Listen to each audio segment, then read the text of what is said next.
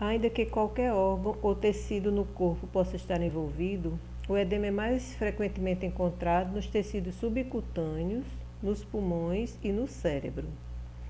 Então, ele vai depender da gravidade, ele depende do local. Existem os órgãos vitais, que é o pulmão e o cérebro, que é bem mais grave, e o tecido subcutâneo, que é menos grave.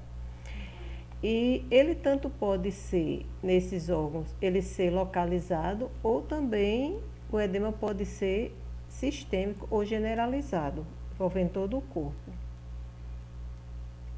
ou todo o órgão. Significado clínico do edema. Ele pode ser desde trivial a fatal.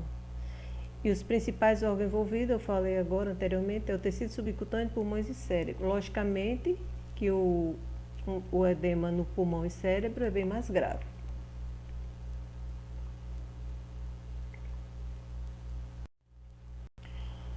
O edema cerebral, ele pode ser localizado em torno de abscessos, infarto ou neoplasias, ou também causado por trauma. Ele também pode ser sistêmico, nas encefalites, nas crises hipertensivas, na obstrução do fluxo externo venoso do cérebro e também causado por trauma. O trauma vai depender da natureza e da extensão da lesão, para ser ou localizado ou generalizado. Como nós vamos ver o edema no cérebro? A macroscopia, os giros vão estar alargados e os sulcos superficializados. E a microscopia, nós vamos ver apenas espaços vazios ao redor das células.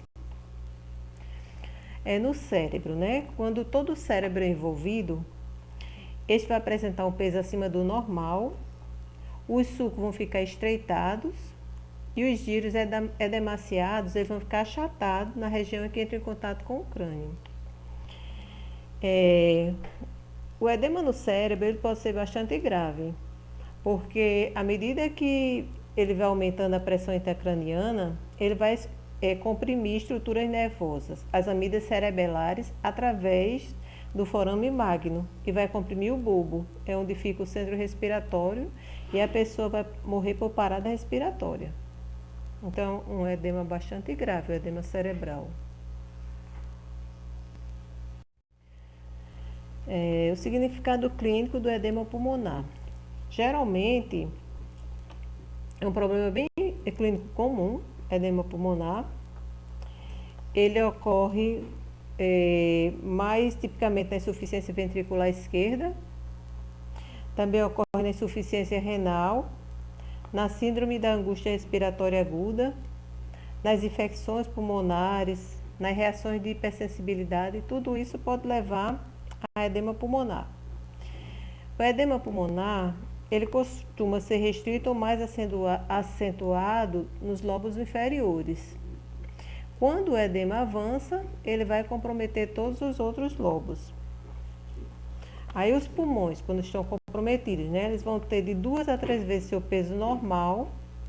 E ao corte, no caso, quando se faz a macroscopia da peça, vai escapar um líquido espumoso e sanguinolento, que nada mais é do que a mistura de ar mais líquido de edema e os eritrócitos extravasados. Na insuficiência cardíaca esquerda, né, que a gente colocou aqui, falando um pouquinho sobre ela, a retenção do sangue com extravasamento de líquido para os alvéolos. Então, o sangue é retido no coração e extravasa líquido para os alvéolos, o que vai impedir as trocas gasosas nos espaços alveolares, que vão estar preenchidos por líquido. O edema subcutâneo, também chamado de gravitacional ou de declive. Ele pode ser localizado, né, e pode ser difuso. Ele pode ser difuso ou relativamente mais evidente nos locais de alta pressão. Exatamente por isso que ele é chamado de edema gravitacional, porque ele é influenciado pela gravidade. Por exemplo, quando a pessoa está em pé, o edema vai se concentrar nas pernas. E quando está encostado ou deitado, o edema vai ficar no sacro. Ele é mais evidenciado, o edema subcutâneo, nas extremidades inferiores, uma vez que é influenciado pela gravidade. E o edema difuso, ele é visto na insuficiência renal. Lembra daquela foto que eu mostrei anteriormente, iniciando pelo edema nas pálpebras.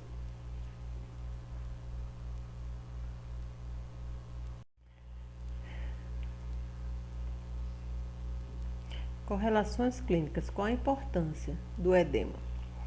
O edema do tecido subcutâneo. Ele é importante porque ele vai sinalizar a doença de base. Ele também pode debilitar a cicatrização de feridas e a eliminação de infecção. Exemplo, a insuficiência renal. Que ele é importante, né? Inicialmente a insuficiência renal vai levar à formação do edema naquelas áreas de tecido conjuntivo frouxo, e isso já é um sinal para a pessoa perceber que tem algum problema mais grave acontecendo. Aquela inchaço nos olhos, no local do tecido conjuntivo frouxo. O edema pulmonar, ele pode causar morte por interferir na função ventilatória normal. Como também o líquido do edema nos espaços alveolares vai criar um ambiente favorável para a infecção bacteriana. E o edema cerebral é bastante grave e ele pode ser rapidamente fatal, porque o cérebro não tem para onde se expandir.